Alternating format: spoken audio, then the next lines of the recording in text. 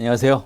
네, 이번에 4월 9일 날 국가직 9급 시험이 있었죠. 그래서 교정학 해설을 시작하겠습니다. 여러분들 시험 보시느라고 수고 많으셨고 올해 좋은 결과가 있길 바라면서 해설을 시작하도록 하겠습니다. 자, 교정학 9급 교정학 개론 2책형 문제로 진행합니다. 자, 1번 문제부터 보겠습니다. 자, 1번 다음의 설명과 관련 있는 범죄 이론가는. 자, 지문을 보면 범죄는 의사소통을 통한 타인과의 상호 과정에서 학습된다. 바로 서덜랜드죠. 서덜랜드의 차별적 접촉 이론에서 학습 이론, 그리고 이 범죄라고 하는 것은 정상적인 행위다. 그래서 학습을 통해서 정상적으로 이루어지는 것이다. 그래서 바로 답을 서덜랜드로 찾을 수가 있을 수 있겠고요. 그다음에 두 번째 문장을 보면 범죄 학습에서 중요한 사항은 친밀한 사적 집단 사이에서 이루어진다. 그래서 가족이라든지 친구라든지 이런 주위의 친밀한 집단 사이에서의 학습을 강조했습니다. 그러면서 TV라든지 영화 같은 대중 매체를 통한 접촉을 통한 학습은 이루어지지 않고 이런 주변, 가족이나 친구와 같은 주변 사람들의 친밀한 사람과의 학습을 통해서 범죄가 학습된다를 주장을 했고요. 그 다음에 세 번째, 차별적 교제의 양상은 빈도, 지속성, 우선성, 강도의 측면에서 다양하다. 그래서 이렇게 빈도나 이런 강도의 정도에 따라서 다르게 나타난다. 이것도 서덜랜드의 대표적인 주장입니다. 그래서 서덜랜드의 차별적 접촉 이론을 설명한 것이기 때문에 3번이 답이 되겠죠. 좀 쉬운 문제에 속했죠. 그리고 디르겜 같은 경우에는 아노미론을 주장을 했고, 롬브로조 같은 경우에는 생리적 범죄 이론, 레머트는 낙인 이론, 이런 것들을 주장했습니다. 자, 이번 시험의 경향에 대해서 먼저 좀 얘기를 했어야 되는데, 지금 간단하게 얘기를 해보면, 상대적으로 난이도가 좀 있는 시험이었고요. 난이도, 그리고 문제를 상중하로 나눈다면, 좀 어려운 난이도의 문제가 한 3문제 정도 출제가 됐습니다. 그리고 중급 정도, 보통 수준의 문제가 8문제 정도, 그리고 난이도가 좀 비교적 쉬운 문제가 9문제.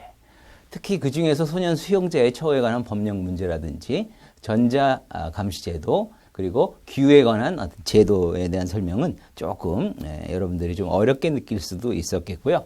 나머지 문제 중에서도 뭐뭐 해야 한다, 뭐뭐 할 수 있다, 이런 문제는 조금 헷갈릴 수 있는 그런 지문이 있었고, 그 외에 한 9문제 정도는 좀 쉽게 출제가 됐죠. 그리고 또 비중을 보면 교정학 파트와 형사정책 파트 중에 교정학 파트가 이번에는 좀 월등히 많이 출제가 됐습니다. 그래서 여기 15문제 정도, 형사정책 파트가 5문제 정도 나왔고, 그 다음에 법령 문제가 있고, 이론 문제, 또 이렇게 이제 나눠본다면 법령 문제는 12문제, 이론 문제 8문제. 그래서 상대적으로 법령이 조금 적게 출제되는 경향이 있었죠. 평상시 같으면 70%에서 80% 또는 85% 이렇게 많이 출제됐었는데 이렇게 됐고요. 법령에서 가장 많이 출제된 거는 형 집행법입니다. 형 집행법에서 9문제 상당히 많이 출제가 됐고, 나머지는 이제 기타 법에서 치료감호법이라든지 보호관찰법, 보호소년 처우법 등에서 1문제 정도씩 이렇게 출제가 됐습니다. 그래서 전체적인 비중으로 보면 교정학 파트가 좀 많았고, 또 법령은 늘 이론보다는 더 많이 출제가 되고, 특히 이번에는 형집행법 문제가 많이 출제가 됐다. 특히 전체적으로 상급 문제나 중급 문제 중에서 여러분들이 골라내기 어려운 문제가 다소 있었기 때문에 난이도가 조금 있었던 시험으로 해석이 되고요. 그래서 난이도가 약간 있다라고 하는 것은 여러분들 나중에 표준 점수제로 환산할 때는 조금 더 유용할 수 있을 겁니다. 여러분들이 아마 이 시험에서 한 80% 정도 득점을 했다면, 80에서 한 85% 정도 득점을 했다면 상당히 좀 잘 본, 상대적으로 선방한 시험이 아니었나 이렇게 평가할 수 있습니다. 자, 그러면은 1번에 이어서 또 2번 문제로 넘어가죠. 문제 2번, 지역사회 교정의 장점을 기술한 것으로 옳지 않은 것. 1. 새로운 사회 통제 전략으로서 형사사법망의 확대 효과를 가져온다. 네, 지역사회 규정은 새로운 통제 전략이고 형사사법망의 확대, 맞는 말이긴 한데 이건 장점이 아니죠. 단점입니다. 형사사법망의 확대라고 하는 것은 기존의 제도, 기존의 제도 가지고는 여기에 있는 이러이러한 행위를 한 이런 사람들이 통제의 대상이었다가 지역사회 규정이라는 것은 상당히 좋은 방식이네. 그러면 우리 한번 넓혀서 그래서 새로운 제도 이렇게 좀 더 확대해서 해석을 하자. 그렇다면 여기에 있는 사람 같은 경우에는 기존의 제도로는 통제 대상이 아니었다가 새로운 제도가 도입됨으로써 통제가 되는, 그러니까 형사사법망이 확대된다라고 하는 건 바로 단점에 해당이 되죠. 그래서 이건 장점이 아니기 때문에 1번이 답이 됩니다. 자, 다음 2번. 교정시설 수용에 비해 일반적으로 비용과 재정 부담이 감소되고 교도소 과밀성의 문제를 해소할 수 있다. 그렇겠죠? 일단 지역사회 규정이라고 하는 것은 시설 내 처우를 하지 않고 시설에 수용하지 않고 사회 내에서 처우하는 방식이기 때문에 교도소 내에 사람이 적어지니까 비용이 줄고 재정 부담 감소 그리고 과밀 수용 해소에도 좋은 방법이 될 수 있습니다. 자, 다음 3번. 대상자에게 사회적 관계의 단절을 막고 낙인 효과를 최소화하고 보다 인도주의적인 처우가 가능하다. 그렇겠죠? 아무래도 지역사회에서 생활을 하면서 일정한 조치를 받는 방식이기 때문에 사회적 관계를 그대로 유지할 수도 있고 그리고 또 낙인, 시설에 구금되지 않기 때문에 낙인 효과를 최소화하고 그리고 시설에 구금하는 방식보다는 인도주의적인 처우라고 할 수가 있습니다. 다음 4번. 대상자에게 가족, 지역사회, 집단 등과 유대관계를 유지하게 하여 범죄자의 지역사회 재통합 가능성을 높여준다. 그래서 각종 시설 내의 처우에 낙인, 사회와의 단절 등의 폐해를 시정을 하고 이런 범죄 지역사회의 재통합, 서로 지역사회 주민들과 범죄자들 간의 어떤 진정한 의미의 재통합이 이루어지는 좋은 제도다. 그래서 이것도 장점이라고 볼 수가 있겠죠. 자, 답은 1번이 되겠고요. 자, 다음 3번 문제로 가죠. 집중 감독 보호관찰에 대한 설명으로 옳지 않은 것. 네, 번역에 따라서 집중 감시라고도 하고요. 그래서 보호관찰을 실시하되 과거에 단순하게 너무 풀어진 형태의 보호관찰은 문제가 있다. 보호관찰 무용론입니다. 그래서 그러고 났더니 어떻게 다시 또 범죄를 저지르고 재범률이 높아지는 문제가 있더라. 그래서 이걸 조금 더 변형된 형태로 한번 조치를 취하자. 그래서 집중 감독 보호관찰은 보호관찰을 조금 더 철저하게 감독하는 방식으로 수정된 형태라고 볼 수가 있겠고요. 자, 1번. 위험성이 높은 보호관찰 대상자 중에서 대상자를 선정하는 것이 보편적이다. 네, 상대적으로 위험성이 높은 사람들을 선정을 해서 집중 감시, 집중 감독을 하는 방식이고요. 그다음에 두 번째, 구금과 일반적인 보호관찰에 대한 대체 방안으로서 대상자의 접촉을 늘려 세밀한 감독을 한다. 단순 구금은 또 폐해가 있고 그리고 단순 보호관찰은 너무나도 완화된 방식이니까 그것도 문제가 있고 그래서 절충적인 형태의 대체 방안으로 등장을 했고 또 철저하게 또 집중적으로 감시 내지 감독을 하면서 보호관찰을 실시하는 방식이죠. 자, 다음 3번. 대상자의 자발적 동의와 참여하에 단기간 구금 후 석방하여 집중적으로 감시하는 사회 내 처우이다. 이건 뭐죠? 일정한 기간 구금을 한 다음에 그 다음에 보호관찰로 전환하는 방식. 이게 바로 충격 구금에 대한 설명입니다. 그래서 이거 3번 지문은 충격 구금에 대한 거니까 이건 정답이 되겠죠. 네. 바로 집중감독 보호관찰과는 상관이 없습니다. 충격 구금이라고 하는 거는 처음에 구금을 했을 때 장기간 구금을 하게 되면 나중엔 자연스럽게 시설에 적응이 되니까 사람들이 별로 효과가 없더라. 따라서 일정한 한 6개월에서 7개월 정도 충격을 주는 정도의 구금을 실시한 이후에 그다음에 보호관찰로 전환하는 이런 방식으로 운영을 하자라는 제도고요. 그래서 집중감독 보호관찰과는 상관이 없기 때문에 3번이 답이고 4번 보호관찰이 지나치게 관대한 처벌이라는 느낌을 주지 않으면서 범죄자를 사회 내에서 처우할 수 있는 기회를 제공한다. 그렇죠? 일단 시설 내 처우 방식은 아니고 사회 내 처우 방식이기 때문에 사회 내에서 일정한 사회적 서로 신뢰관계 그리고 사회성 함양 이런 데 도움이 되는 방식이고 단순 보호관찰은 너무나도 관대하기 때문에 문제가 있더라. 별로 효과가 없더라. 그래서 그 절충적인 형태로서 집중감독 보호관찰이 등장하게 된 거죠. 자, 그래서 3번이 답이고요. 다음 문제 4번. 형 집행법령상 사형 확정자의 처우에 관한 설명으로 옳지 않은 것. 사형 확정자의 처우도 시험에 많이 나오는 유형이죠.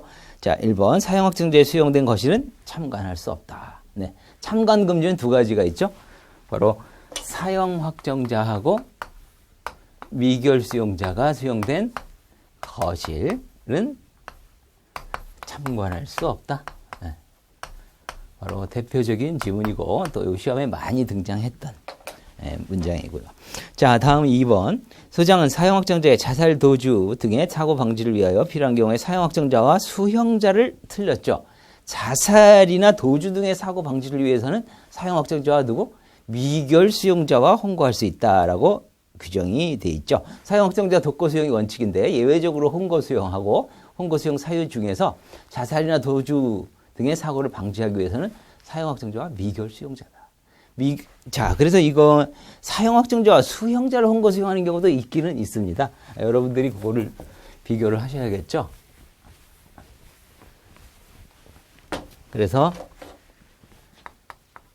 사형 확정자와 미결 수용자와 혼고하는 경우에는 자살이라든지 도주 등을 방지하기 위해서, 그리고 사형 확정자와 수형자를 혼고 수용하는 경우에는 교육이라든지 교화 프로그램, 작업 등의 실시를 위하여 필요한 경우, 이렇게 구분이 됩니다. 그래서 지금 요거 자살이나 도주 등의 방지다 그러면 사형 확정자가 미결 수용자예요. 아무래도 미결 수용자 같은 경우에는 아직 판결이 확정되지 않은 사람이기 때문에 교도소 때가 덜 묻은 사람이죠. 그래서 자살이나 사형 확정자의 자살이나 도주를 방지하는 데는 미결 수용자와 함께 있는 게 도움이 될 수 있겠다. 그리고 사형 확정자와 수형자는 교육이나 작업 같은 데 탁월한 재능이 있는 수형자가 있겠죠. 그럼 이런 사람과 함께 사형 확정자를 혼고 수용한다면 옆에서 같이 도움을 주고 또 배우기도 하고 하는 아주 장점이 있을 거다. 따라서 교육이나 작업 등을 실시할 때는 수형자, 이렇게 달라집니다. 자, 그래서 2번이 답이고요. 자, 이거는 이제 키워드로 이렇게 많이 기억을 하죠. 삼위자, 사수교, 이런 식으로. 자, 다음 3번. 소장은 사형 확정자의 심리적 안정, 원만한 수용생활을 위하여 교육, 교화 프로그램을 실시하거나 신청에 따라 작업을 부과할 수 있다. 네, 옳은 지문이고 시험에도 많이 나왔습니다. 교육이나 교화 프로그램은 신청이 아니고 바로 심리 안정이나 원만한 수용생활을 위하여 소장이 판단할 때 필요하다고 한다면 실시하는 겁니다. 사형 확정자의 경우 신청에 따라 실시하는 것은 바로 둘째 줄의 끝부분에 있는 작업이죠. 신청에 따른 작업. 그래서 작업 의무는 없지만 신청에 따라서 작업을 실시할 수 있는 유형 4가지가 있죠. 바로 금, 구, 미, 사입니다. 금고형, 구류형 수용자, 미결 수용자, 사형 확정자 같은 경우에는 작업 의무는 없지만 본인이 원하면 신청에 따라서 작업을 부과할 수 있죠. 자, 다음 4번. 소장은 사형 확정자 심리적 안정, 원만한 수용 생활을 위하여 필요하다고 인정하는 경우에 월 3회의 범위에서 전화통화를 허가할 수 있다. 그렇습니다. 사형 확정자일 경우에 이런 심리 안정 등을 위해서 필요하다면 월 3회 범위 내에서 허용하는 규정이 있죠. 그러면 참고로 접견은 어떻게 되죠? 지금 전화인데 전화는 월 3회 이내, 접견은 월 4회 이내, 이렇게 돼 있죠. 자, 다음 문제로 가겠습니다. 자, 5번. 형집행법 시행규칙상 소년수용자의 처우에 관한 설명으로 옳지 않은 것. 이 문제가 조금 헷갈렸을 겁니다. 소년수용자에 대한 새로운 규정이 신설이 됐고 그걸 문제화한 거고요. 자, 1번. 소장은 소년 수용자의 나이, 건강 상태 등을 고려하여 필요하다고 인정하는 경우에 6개월에 1회 이상 건강검진을 해야 된다. 맞죠? 소년 수용자 같은 경우에는 6개월에 1회 이상. 자, 그러면 건강검진과 관련해서는 어떻게 규정이 되어 있죠? 일반 수용자.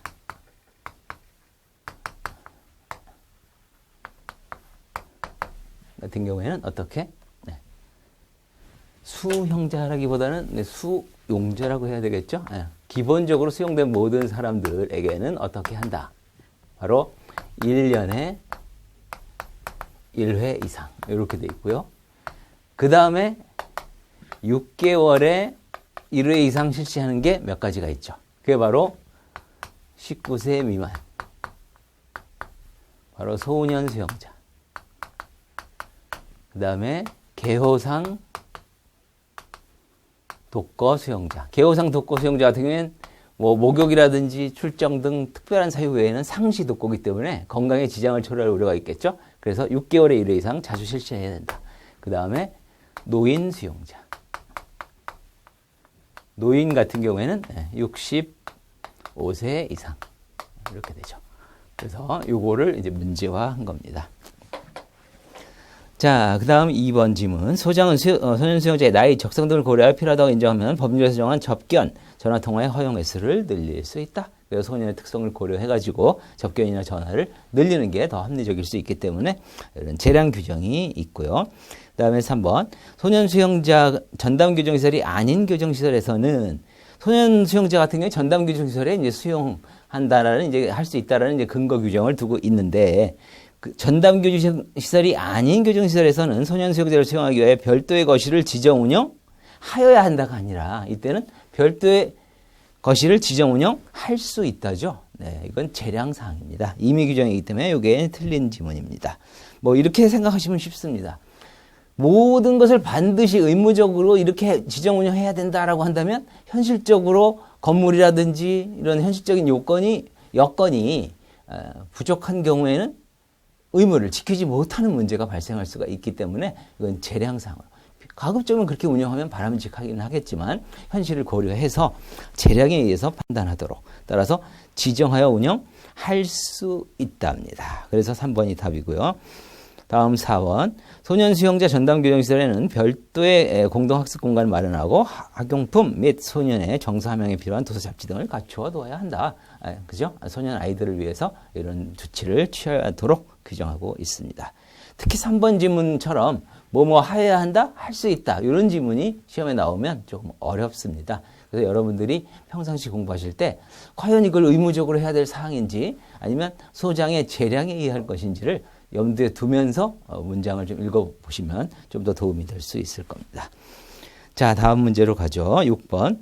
다음의 내용에 모두 부합하는 제도는 첫 번째 문장. 시설 수용의 단점을 피할 수 있다. 시설 수용의 단점을 피할 수 있다라고 한다면 각종 사회내 처우를 떠올릴 수가 있겠죠. 지문 1, 2, 3, 4번 개방처우 전자감시 사회봉사 수감명령 중에 개방처우는 시설의 수용함을 전제로 하는 거거든요. 개방처우 하면 사회적 처우와 같은 말입니다. 그래서 시설의 수용함을 전제로 해서 일정한 사회와의 접촉을 허용하는 뭐 외부 통근 작업이라든지 귀휴라든지 또는 뭐 접견이라든지 이런 것들 사회적 처우가 되겠죠. 그런데 이것은 시설의 수용됨을 전제로 하니까 1번 지문과는 관련이 없겠죠. 그래서 개방처우는 상관이 없고 그 다음에 나머지 전자감시 사회봉사 수감명령은 다 같이 사회 내 처우이기 때문에 첫 번째 문장과는 관계가 있습니다. 그 다음에 두 번째 임산부 등 특별한 처우가 필요한 범죄자에게도 실시할 수 있다. 특별한 처우가 필요한 범죄자다. 그래서 이 사람 같은 경우에는 뭔가 전자적으로 감시할 필요가 있는 특별한 처우가 필요한 사람이야. 그래서 전자감시가 좀 관련이 있고요. 사회봉사 수강명령은 직접적인 관련은 없죠. 사회에서 뭐 일정한 봉사활동, 일정한 어떤 근로활동 이런 게 필요한 경우에는 사회봉사고 또 일정한 교육을 받을 필요가 있다 그러면 수강명령을 실시하는 것이고 이렇게 특별한 처우가 필요한 것과는 직접적인 관련은 없습니다. 그래서 2번 전자감시가 둘째 문장과 관련이 있고요. 그 다음에 세 번째 판결 이전이나 형집행 이후 등 형사사법의 각 단계에서 폭넓게 사용할 수 있다. 판결되기 이전이라도 필요하다면 전자감시를 통해서 그 사람의 어떤 행동이나 모습 등을 관찰하고 감시하고 할 필요가 있는 경우. 그래서 판결 이전이나 이후 두루 폭넓게 이용할 수 있는 게 바로 전자감시와 관련이 있고요. 밑에 3번, 4번에 있는 사회봉사나 수강명령 같은 경우에는 판결이죠. 우리 형법 규정에 따르면 보호관찰 실시할 때는 그러니까 선고유예 할 때는 보호관찰이지만 사회봉사 수강명령은 어디서 나오죠? 사회봉사 수강명령 같은 경우에는 집행유예를 할 때 필요하다면 보호관찰, 사회봉사, 수강을 명할 수 있다. 이거 어디서 하는 거죠? 법원입니다. 바로 법원의 판결에 의해서 사회봉사나 수강명령이 진행이 될 수 있기 때문에 판결 이전과는 또 관련이 없죠. 따라서 세 번째 문장은 3번, 4번과 또 관련이 없습니다. 그래서 2번 전자감시가 답이 되겠습니다. 약간 이제 어려울 수 있는 문제였고요. 자, 다음 7번 문제. 보호소년 등의 처우에 관한 법률상 보호소년의 처우에 관한 설명으로 옳지 않은 것. 1. 퇴원이 허가된 보호소년이 질병에 걸리거나 본인의 편익을 위하여 필요하면 본인의 신청에 의하여 계속 수용할 수 있다. 우리 형집행법에서 일시수용이라는 제도가 있죠. 석방을 나가야 되는 상황인데 몸이 좀 안 좋다. 그래서 소장한테 나 이러이러하니까 여기 좀 며칠 있다 나가겠다. 그래서 일시수용할 수 있는 본인의 신청에 의하여 일시수용할 수 있는 제도가 형집행법에 있었죠.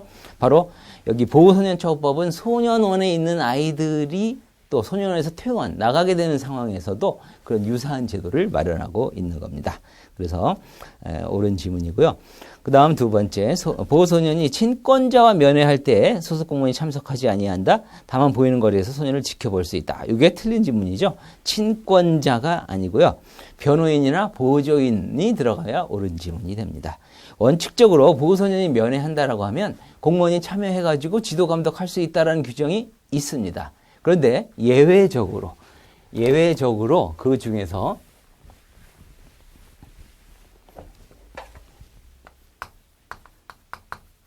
변호인이나 보조인.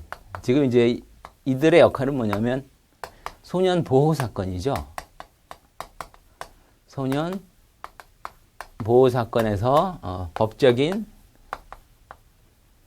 원조, 법적 도움을 주는 사람들입니다. 이런 사람들과 보호소년이 면회한다면 마치 형집행법에서 변호인하고 미결 수용자 접견할 때는 참석해서는 안 되게 돼 있죠. 그것과 마찬가지로 이게 보호소년 처우법에 규정이 되어 있는 겁니다.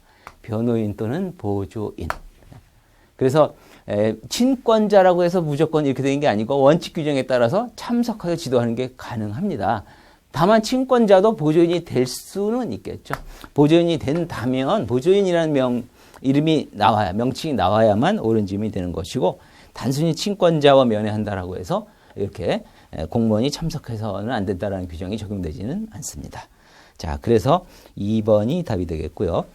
자, 다음 3번. 여성인 보호소년이 사용하는 목욕탕에 영상정보 처리기를 설치하여 운영하는 것은 자해 등의 우려가 큰 때. 영상정보 처리기기 같은 경우에는 상시 카메라로 관찰을 하는 방식이기 때문에 사생활 침해 우려가 크다. 그래서 평상시에는 쓸 수 없고 자살 등의 우려가, 자살이나 도주 등의 우려가 큰 때에 한해서만 예외적으로 사용해라. 이런 뜻이고.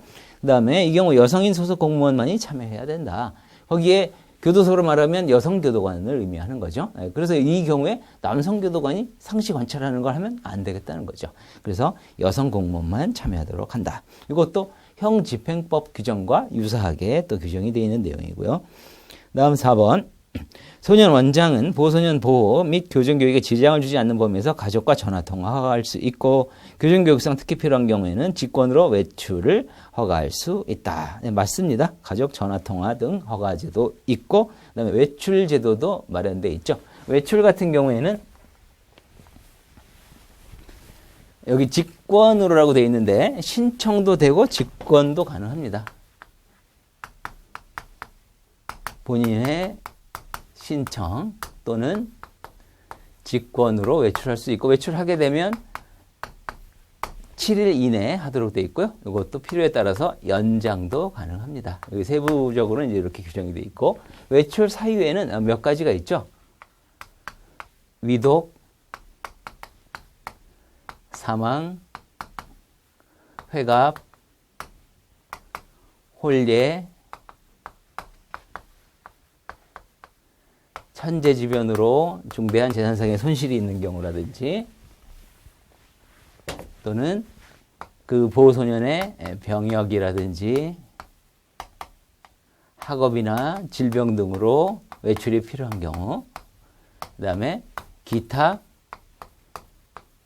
교정교육상 필요한 경우 바로 이 지문이죠. 그래서 이렇게 직권으로 교정교육상 필요한 경우에는 외출을 허가할 수 있다. 이 규정이 나온 겁니다.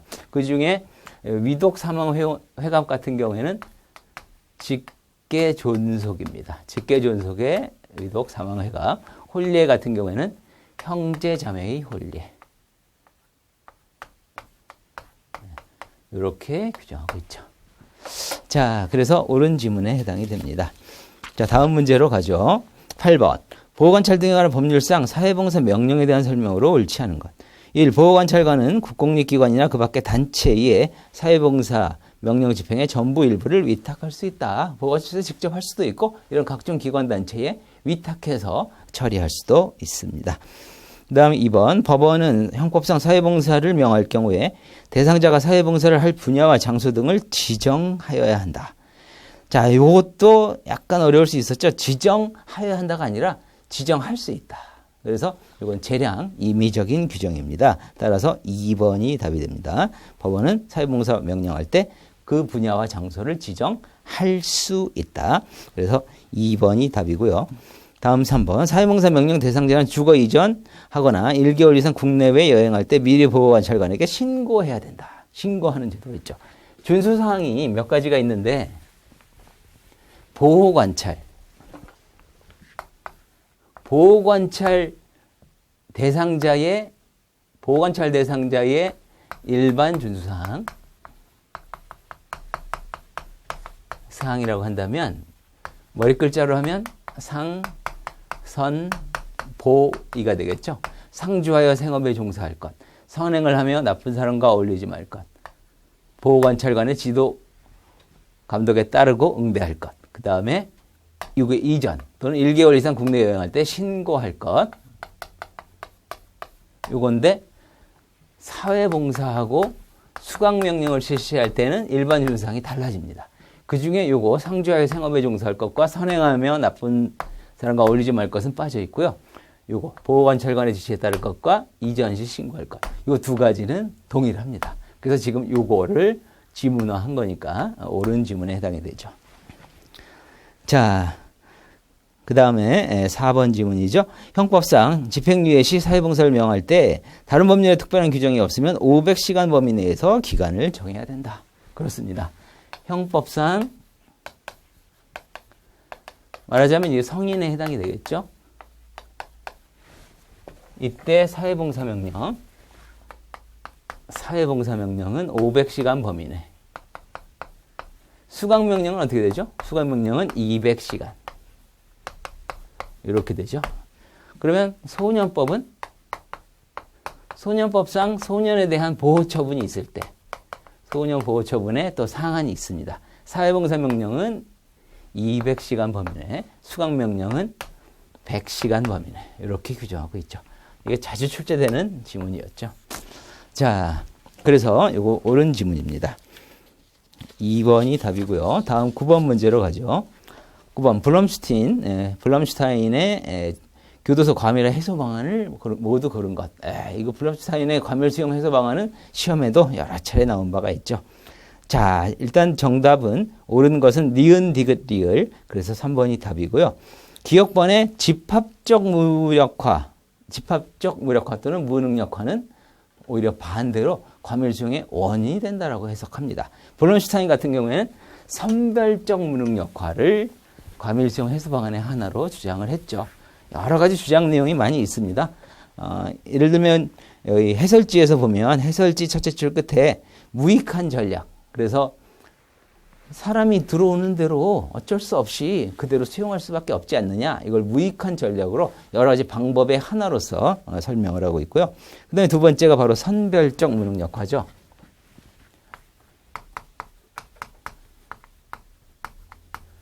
선별적 무능력화 또는 무력화. 요거는 그 사람 중에서 소수의 중범죄자 중에서 아주 도저히 이 사람을 가둬놓지 않으면 안 되겠다 이런 사람만 개별적으로 검토를 선별적으로 해보는 거예요. 그러다 보니까 어때요? 시설 수용 인원이 줄어들 수가 있겠죠. 그래서 요거는 과밀 수용의 해소 방안의 하나로 이야기할 수가 있습니다. 그런데 집합적 무능력화는 개념이 달라지죠. 요거는 일정 범죄, 일정 수준 이상의 범죄를 범한 모든 범죄자. 그러니까 일정 수준 이상의 범죄를 저질렀다면 다 구금을 시켜버리는 거예요. 그러니까 오히려 여기는 과밀수용의 해소 방안이 아니라 오히려 과밀수용의 원인이 되겠죠. 그래서 집합적 무능력화는 틀린 말이 되겠죠. 자, 그 다음에 이어서 해설의 둘째 줄에 보면 선별적 무능력화 옆에 인구 감소 전략으로 정문 정책과 후문 정책이 있습니다. 우리 지번의 니은과 디귿에 해당이 되는 거죠. 그래서 정문 정책, 후문 정책이라는 건 교도소가 이렇게 있다. 그러면 여기에 정문이 있고 처음에 교도소로 들어오는 문, 그리고 여기는 교도소에서 석방하는, 나가는 문, 후문이다 라고 한다면 정문 정책이란 말은 처음에 입소를 덜 하게 하는 방식으로, 예를 들면 재판부에서 선고유예나 집행유예를 실시한다든지 아니면 벌금형을 선고한다든지 각종 방법에 의해서 덜 들어오게 한다면 여기 시설의 수용 인원이 줄어드니까 과밀수용의 해소 방안이 될 수 있다. 그리고 반대로 후문 정책 같은 경우에는 여기서 나가는 사람들 빨리빨리 내보내는 가석방이라든지 또 선시제도 등을 통해 가지고 형기 종료일보다 먼저 내보낸다면 공간이 남죠. 이것도 과밀수용의 해소 방안의 하나로 주장이 됩니다. 자, 그 다음에 이어서 보면 양형 결정 시 수용 능력을 고려하는 사람 그 전략. 그래서 재판부에서 양을 결정할 때 현재의 수용 상태를 고려해가지고 너무 많더라. 그러면은 다른 아까 얘기했던 형의 종류를 벌금형을 선택형으로 돼 있다면 벌금형을 선택한다거나 집행유예를 실시한다거나 이렇게 그 당시에 수용 능력을 고려하는 방법도 있고, 맨 끝에 교정시설의 증설 전략. 이건 리얼 지문에 해당이 되죠. 교정시설의 확충. 이게 가장 적극적인 방법입니다. 사람이 너무 많다라고 하는 건 시설이 부족하다는 뜻이니까 시설을 많이 확충을 하면 그만큼 과밀수용을 해소할 수 있는 방안이 되긴 하겠죠. 다만 비용이 많이 든다라는 게 가장 큰 문제가 있습니다. 적극적인 방법이지만 비용 부담, 재정적인 부담 때문에 쉽지 않은 방법이 되겠죠. 그래서 나머지 정문 정책, 후문 정책이라든지 선별적 무능력화 이런 것들을 적극적으로 활용하자라는 게 논의가 되는 겁니다. 자, 답은 3번이 되겠고요. 다음 10번 문제. 형집행법 시행규칙상 노인 수용자의 처우에 관한 설명으로 옳지 않은 것. 1. 소장은 노인 수용자에 대하여 6개월에 1회 이상 건강검진. 아까 설명을 드렸죠. 소년과 소년 수용자 그리고 개우상독거 노인 수용자 같은 경우에는 6개월에 1회 이상 건강검진. 그리고 2번 노인 수용자 전담규정시설에는 별도의 공동휴게실을 마련하고 노인이 선호하는 오락용품 등을 갖춰야 한다. 그래서 노인 전담규정시설에서는 그 사람들이 그 나이에 맞게 생활할 수 있는 이런 제품, 공동휴게실이라든지 오락용품 등을 갖추도록 해서 처우의 편의를 도모하도록 하자. 다음 3번 소장은 노인 수용자의 나이, 건강을 고려하여 인정하면 필요하다고 인정하면 법률에서 정한 수용자의 지급 기준을 초과하여 주부식을 지급할 수 있다. 그래서 그 건강 상태, 노인은 노인대로 소년은 소년대로 다 이런 게 필요하지 않겠어요? 그래서 이런 것들을 또 지급할 수 있다. 탄력적으로 운영할 수 있도록 근거를 마련하고 있고요. 다음 4번. 노인 수용자의 거실은 시설 부족 등 그 밖에 부득이한 사정이 없으면 건물 1층에 설치하고 특히 겨울철 난방을 위하여 필요한 시설을 갖출 수 있다가 아니라 갖추어야 한다. 갖출 수 있다라고 해놓고서 임의적 사항으로 규정하고 있다면 1층이 아니라 한 4층에 만들어 놓고 노인들, 계단 올라가기 힘든 사람들 많죠? 걸어 올라가게 한다는, 이게 좀 문제가 있을 수가 있으니까, 이거는 이렇게 해야 되겠다. 그래서 갖추어야 한답니다. 그래서 그건 필요적 규정입니다. 그래서 4번이 답이 되겠죠. 자, 다음 문제.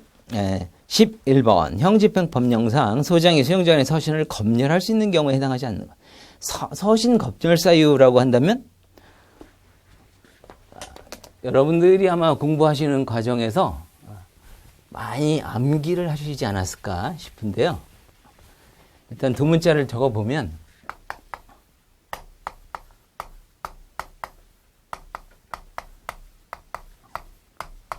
이렇게 되고요. 상대방이 누구인지 확인할 수, 서신 수수에 상대방이 누구인지 확인이 안 되겠다. 그럼 검열할 필요가 있겠다. 그리고 이건 검열 결정이 떨어진 경우. 법령 저촉된 내용이 의심되는 경우. 그 다음에 교화, 사회복귀, 안전질서를 위해 필요한 경우.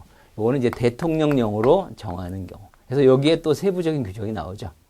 그래서 마약 사범이라든지 조직폭력사범, 그리고 같은 시설에 있는 수용자 간의 서신수수라든지, 그 다음에 조사나 징벌을 받는 경우, 또는 증거인멸의 우려가 있는 경우, 이런 경우에는 검열 사유로 규정하고 있습니다. 그래서 밑에 해설에 자세히 나와 있죠. 참고하시고. 자, 지문을 올라가 보면 1번에 범죄의 증거를 인멸할 우려가 있다? 대통령령으로 정하는 검열 사유고요. 그 다음에 두 번째, 규율 위반으로 조사 중이거나 징벌 집행 중이다. 이것도 대통령령으로 정하는 검열 사유. 그 다음에 3번, 서신을 주고받으려는 수용자와 같은 시설에 수용 중인 경우, 바로 같은 시설에 수용 중인 경우 대통령령으로 정하는 검열 사유 맞습니다. 그 다음에 4번을 보면 민사, 형사법령에 저촉되는 내용이 기재되었다고 의심할 만한 상당한 이유가 있는데 형사법령이죠. 네, 여기 바로 형사법령이지. 형사법령이라고 한다면 뭔가 범죄와 관련된 어떤 짓을 할 우려가 있다라는 걸로 해석이 되잖아요. 이게 문제가 되는 것이고, 민사법령이면 뭐 범죄와는 아무 상관이 없잖아요. 그래서 이거는 해당 사항이 없다. 그래서 민형사에서 민자, 민사법령은 상관이 없기 때문에 4번이 답이 되겠습니다. 자, 다음 문제로 가죠. 12번. 형집행법령상 교도 작업에 대한 설명으로 옳지 않은 것. 1. 소장은 법무부 장관의 승인을 받아 수용자에 부과하는 작업의 종류를 정한다. 맞죠? 소장이 작업의 종류를 정하는데 혼자 하는 게 아니고 장관의 승인을 받아야 되고요. 두 번째, 소장은 수용자가 작업 또는 직업훈련 중에 사망하거나 그로 인하여 사망한 때 상속인에게 조의금을 지급한다. 그렇죠? 부상이나 질병을 당하게 되면 위로금이고, 사망을 하게 되면 조의금을 지급하는 것도 부상이나 질병은 본인에게 지급하죠. 석방시에 주도록 되어 있고요. 그 다음에 사망을 하게 되면 상속인이 있으니까 상속인에게 조의금을 지급합니다. 그리고 지급할 수 있다가 아니라 지급한다죠. 작업을 실시하다가 사람이 죽었다? 다쳤다? 반드시 줘야 되겠죠. 그래서 이거는 지급한다. 맞습니다. 다음 3번. 집중근로 작업이 부과된 수용자에게 접견 전화통화를 제한할 때 휴일이나 그 밖에 수용자 작업이 없는 날에 접견 전화통화를 할 수 있게 하여야 한다. 집중근로라고 하는 거는 이런 접견, 전화통화, 교육, 공동행사 참가 등을 하지 않으면서 집중적으로 연속적으로 작업을 하는 걸 의미하는 거거든요. 그러니까 이 경우에는 접견이나 전화통화가 생략이 될 수가 있는데 이건 아주 중요한 수용자의 권리 중에 하나 아니냐. 따라서 이 경우엔 다른 날에 따로 별도로 보장을 해라 라는 규정이죠. 다음 4번이 정답입니다. 집중적인 근로가 필요한 작업이란 수용자의 신청에 따라, 그렇죠. 신청하지 않은데도 강제적으로 일정 시간 이상 작업을 실시하게 되면 강제 노역이 되니까 문제가 될 소지가 있습니다. 따라서 신청에 따라 일일 작업 시간 중 접견, 전화, 교육, 공동행사 참가 등을 하지 아니하고 휴게 시간을 포함한이 아니죠. 휴게 시간을 제외한, 일단 중간에 쉬는 시간마저도 뺏는다는 의미는 아니기 때문에 휴게 시간을 제외한 작업 시간 내내 하는 작업입니다. 따라서 4번이 정답이고요. 다음 문제 13번. 형집행법령상 신입자의 수용에 대한 설명으로 옳지 않은 것. 1. 신입자에 대한 고지사항에는 형기, 기산, 종료일, 수용자의 권리 및 권리 구제에 관한 사항이 포함된다. 전부 포함이 되죠. 수용자에게 고지해야 될 사항이 몇 가지가 있는데,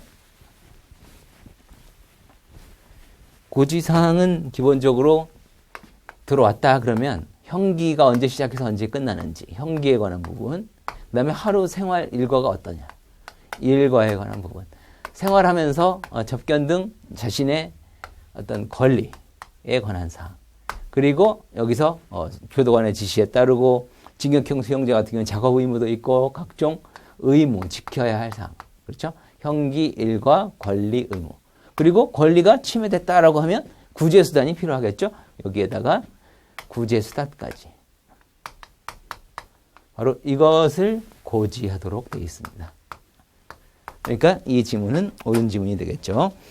자, 다음 2번. 신입자의 건강진단은 수용된 날로부터 3일 이내에 하여야 된다. 다만 휴무일이 연속되는 등 부득이한 사정이 있을 때는 예외라. 그렇죠? 이런 부득이한 사정이 있을 때는 예외가 있을 수 있겠지만 기본적으로 3일 내에 건강진단을 실시하도록 되어 있습니다. 3번. 소장은 신입자가 환자이거나 부득이한 사정이 있는 경우 아니면 수용된 날로부터 3일 동안 신입자 거실에 수용하고 19세 미만의 신입자에 대하여는 수용기간을 45일이 아니죠. 그러니까 어린 소년 같은 경우에는 좀 더 충격 흡수 장치를 더 둘 필요가 있지 않겠느냐. 신입자 거실이라고 하는 거는 처음에 시설에 사회에 있다가 교도소로 들어와 버리면 다른 사람과 섞어 놔 버리면 이 문화에 교도소 내의 어떤 이 분위기나 문화에 적응이 안 돼 가지고 혼동스러울 수 있겠다. 그래서 반드시 수용해야 되겠다. 그래서 요거는 거실에 수용하여야 한다. 이렇게 되어 있습니다. 필요적 규정이고요. 기간은 3일이 원칙이 돼 19세 미만이라든지 특별한 사정이 있다. 그러면 요거를 최대 얼마까지? 30일까지입니다. 수용할 수 있다. 이렇게 규정이 되어 있고 또 신입자 거실에 수용하는 사람은 추가적으로 작업도 시키지 않습니다. 작업 부과 금지. 그죠? 작업하면 보통 공동 작업이 많잖아요. 이런 걸 실시하게 되면 충격 흡수가 아니라 충격을 받을 가능성이 있죠. 다른 사람과 어울리기 때문에. 따라서 이렇게 규정을 하고 있고 우리가 상대적으로 비교할 수 있는 것은 석방 예정자 거실. 요거는 이제 시설에 수용되다가 나갈 때 사회 적응 훈련을 하는 이것도 충격 흡수 장치의 일종이긴 하지만 충분히 교화가 잘 돼가지고 바로 내보내도 되는 사람 있죠. 그런 사람은 여기에 집어넣을 필요 없겠죠. 그래서 요거는 수용할 수 있다. 임의 규정입니다. 이렇게 돼 있고 날짜는 같아요. 요거는 기간은 3일 이렇게 돼 있고 뭐 연장 규정이나 작업 관련된 건 따로 없고요. 작업 부과 금지는 상관이 없겠죠. 원래 시설에 수용이 되면서 작업을 하던 사람이라면 굳이 할 필요는 없겠고 그래서 이런 것들을 비교하면 도움이 되겠고요. 자, 그래서 맨 끝에 45일이 아니라 30일까지 연장합니다.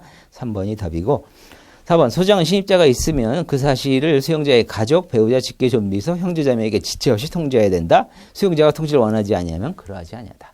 수용이 됐거나 어디로 이송이 됐거나 이렇게 수용자가 있는 장소를 가족에게 알려줘야 면회도 그래서 접견도 하고 할 거 아니에요. 그래서 이런 변동사항이 있으면 가족에게 통지하도록 되어 있는데 본인이 원치 않는 그러니까 본인의 의사를 고려합니다.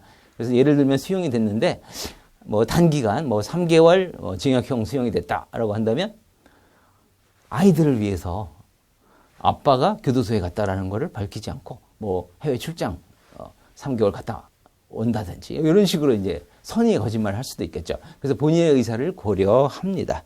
그래서 대부분 수용이라든지 이송이 있으면 본인이 원하지 아니하면 그러하지 아니하는 단서가 들어있는데 단서가 없는 게 두 가지가 있죠. 반드시 통지해야 되는 경우.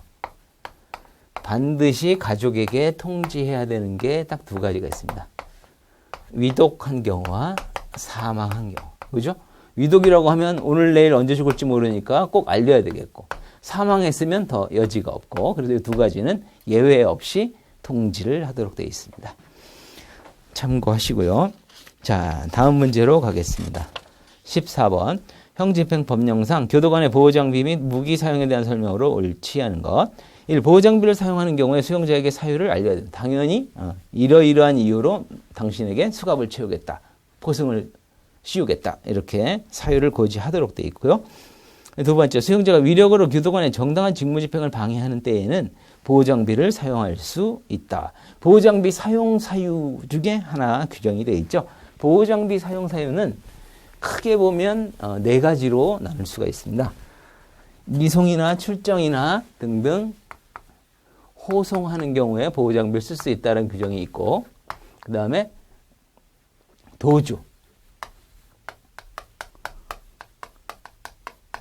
자살, 자해 등의 우려가 있는데도 보호장비를 쓸 수 있다. 사용 사유입니다. 그 다음에 위력으로 정당한 직무집행을 방해한 경우 이때도 사용하도록 규정이 되어 있고요. 기타 시설을 손괴한다든지 또는 뭐 안전을 해야 한다든지 이런 경우에 사용. 이 네 가지 머리 글자로 하면 호도직순이 되겠죠. 이게 바로 보호장비 사용 사유입니다. 그래서 일단 이 지문은 맞고요. 그 다음에 3번 수갑, 호승, 발목 보호 장비는 이송, 출정 그 밖의 장소로 수용자를 호송하는 때에 사용할 수 있다. 호송할 때 발목 보호 장비를 찬 채로 호송 자체가 좀 곤란하게 되겠죠. 그래서 발목 보호 장비는 호송할 때는 쓸 수 없도록 규정하고 있어요. 그래서 3번이 답입니다. 이것도 평상시 공부하실 때 아주 중요한 부분에 해당이 되는데 보호 장비가 여러 가지가 있지만 이 네 가지 사이에 모두 사용할 수 있는 건 가장 경미한 거 바로 수갑과 포승입니다. 수갑과 포승 같은 경우에는 이 네 가지 사이에 모두 쓸 수 있다. 그 다음에 여기 발목 보호 장비하고 보호대가 있고요. 그 다음에 보호의자. 발목 보호 장비, 보호대, 보호의자 같은 경우에는 호송할 때는 적합하지가 않다. 그죠? 발목 보호 장비나 보호대, 보호의자 같은 경우에는 이동이 좀 곤란하기 때문에 이 경우에는 어떻게? 이 세 가지입니다.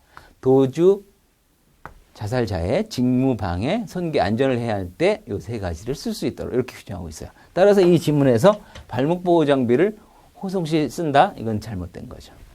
이렇게 되고 그 다음에 또 이제 남은 게 보호 침대, 보호 침대가 있고 보호복이라는 것도 있죠. 네. 보호 침대는 사지를 침대에 묶어놓는 방식이고 보호복은 옷을 입혀가지고 꼼짝달싹 못하게 하는 거예요. 근데 이 경우에는 바로 여기 다른 상당히 제한적인 사유예요. 자살자의 우려가 있는 때 쓰는 게 바로 보호 침대와 보호복입니다. 물론 자살자의 우려가 있는 때 나머지도 쓸 수는 있겠지만 이 두 가지 보호 침대와 보호복은 자살자의 우려가 있는 때에 한해서만 사용하도록 되어 있죠. 그 다음에 남은 장비가 하나 있죠. 머리 보호 장비. 머리 보호 장비 같은 경우에는 이 중에서 어떻게? 머리를 자해할 우려가 있는 때, 이때 사용하도록 되어 있습니다. 이렇게 사유가 각각 다르게 되어 있고요. 이걸 꼭 기억을 해 놓으시면 아주 유용합니다. 그래서 이 지문 같은 경우에는 호송이니까 수갑 호송만 가능하고 발목 보호 장비는 불가능하다. 3번이 답이고요. 그 다음에 4번 교정시설 안에서 자기 또는 타인의 생명 신체를 보호하기 위하여 급박하다고 인정되는 상당한 이유가 있으면 수용자 외의 사람에 대하여도 무기를 쓸 수 있다. 바로 수용자에게도 무기를 쓸 수 있는 사유가 별도로 마련되어 있는데 수용자 이외의 자에게도 무기를 쓸 수 있는 사유가 규정이 되어 있어요. 그게 바로 이 4번 지문에 해당이 됩니다. 옳은 지문이죠. 그래서 참고로 말씀을 드리면 수용자는 그러니까 이쪽에다 적으면 교정 장비에는 크게 네 가지가 있거든요. 전자 장비, 보호 장비, 보안 장비, 무기 이렇게 되어 있습니다. 그 중에서 전자 장비나 보호 장비는 수용자와 관련이 있겠죠. 물론 보안 장비 무기도 수용자 다 쓸 수 있습니다. 그런데 보안 장비 무기는 수용자뿐만 아니라 수용자 이외의자까지도 사용할 수 있다. 이게 특징이죠. 그래서 수용자 이외의자에게 뭐 보호 장비를 쓴다? 이런 틀린 말이 되는 거예요. 그래서 이것도 참고로 알아두시고. 자, 4번 옳은 질문, 3번이 답입니다. 다음 15번 문제. 형 집행법령상 기유에 대한 설명으로 옳지 않은 것. 1. 동행기유의 경우에는 기유 조건 중 기유지에서 매일 1회 이상 소장에게 전화보고 조건을 붙일 수 없다. 그래서 기유자에게 일정한 조건을 붙이는 사항들이 여러 가지가 있는데 그 중에 동행기유라고 하는 건 뭐죠? 기유를 혼자 갔다 오게 하기에는 좀 불안정한 사람.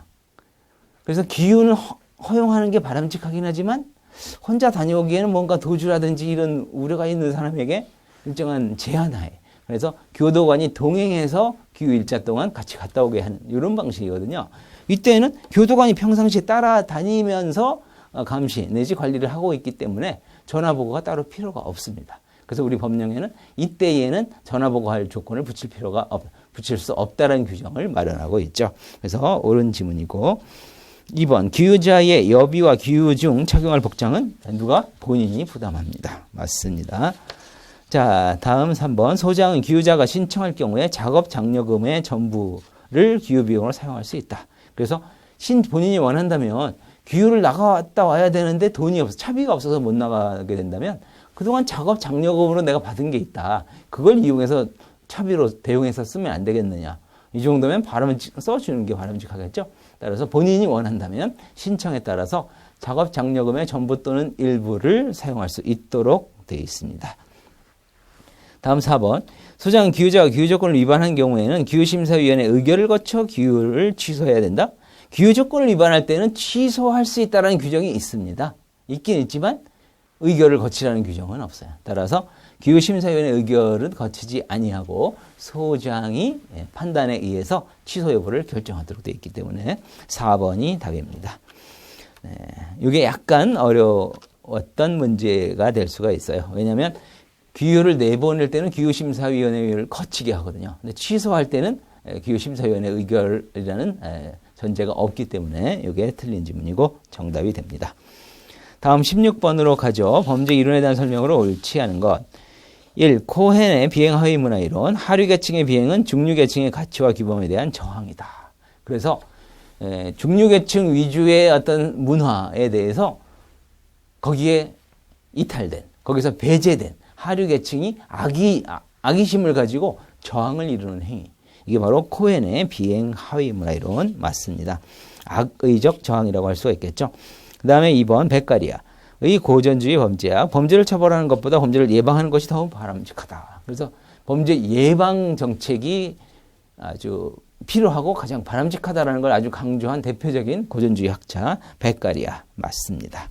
베카리아는 그 외에도 제형 법정주의, 제형 균형론 등을 주장을 했죠.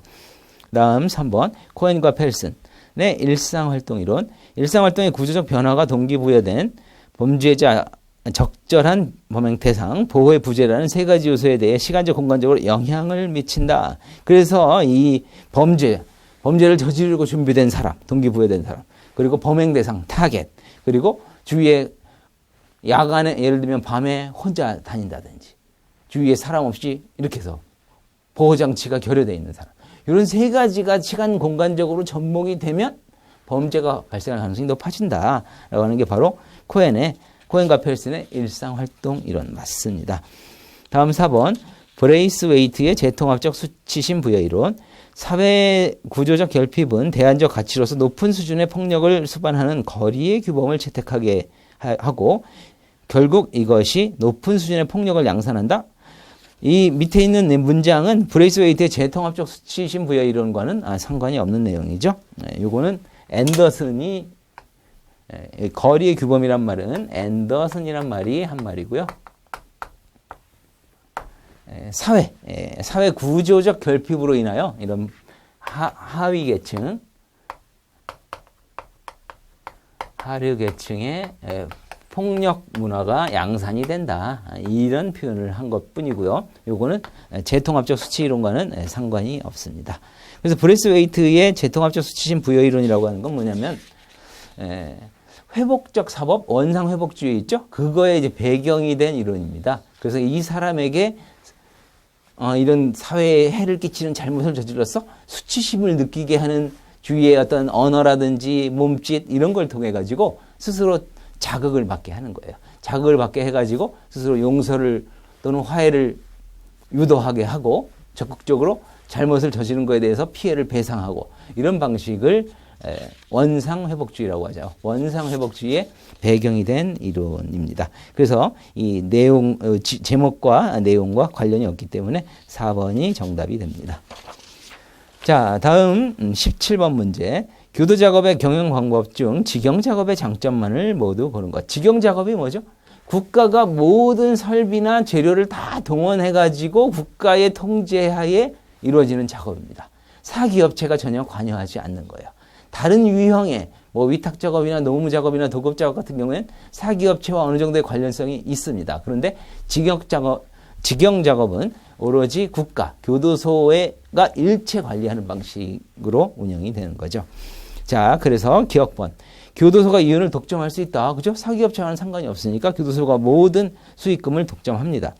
그 다음에 두 번째, 교도소가 작업에 대한 통제를 용이하게 할 수 있다. 사기업체의 관여가 없기 때문에 국가의 교도소에서 모든 통제 권한을 다 행사하니까 통제가 용이하고요. 그다음에 디귿번. 교도소가 자유로이 작업 종목을 선택할 수 있으므로 직업 훈련이 용이하다. 사기업체에 맡기는 뭐 위탁 작업이라든지 노무 작업 같은 경우에는 단순 노동에 불과하고 해서 직업 훈련은 부적합합니다. 근데 직영 작업 같은 경우에는 국가가 갑을 병정 이 수용자에 따라서 이 수용자 같은 경우에는 이런 작업이 필요하고 이 사람은 그죠? 이렇게 각각 개별적 특성에 맞게 운영을 할 수 있기 때문에 직업 훈련에 아주 용이한 방식이다. 그래서 기역, 니은, 디귿이 맞고요. 1번이 답이고요. 리을번. 민간 시장의 가격 경쟁 원리를 해치지 않는다? 이건 해칠 수 있다가 되죠. 왜 그러냐면 국가에서 직영 작업을 통해서 생산된 제품을 시장 판로에다 내다 놓으면 상대적으로 저가에 저렴한 가격에 공급이 돼버리기 때문에 자연스러운 시장 경제 원리를 해칠 우려가 있다는 게 또 큰 비판점으로 등장이 됩니다. 다음 미음번. 제품의 판매와 상관없이 생산만 하면 되므로 불경기가 문제되지 않는다? 그렇지 않죠. 기껏 직영 작업으로 다 생산했는데 판매가 안 돼버리면 공급, 그래서 생산에 따른 수익이 있어야만 그거 가지고 또 비용으로 활용을 하고 해야 되는데 그게 안 되면 문제가 심각해질 수가 있죠. 결국은 손실만 떠안을 수도 있고 따라서 문제가 됩니다.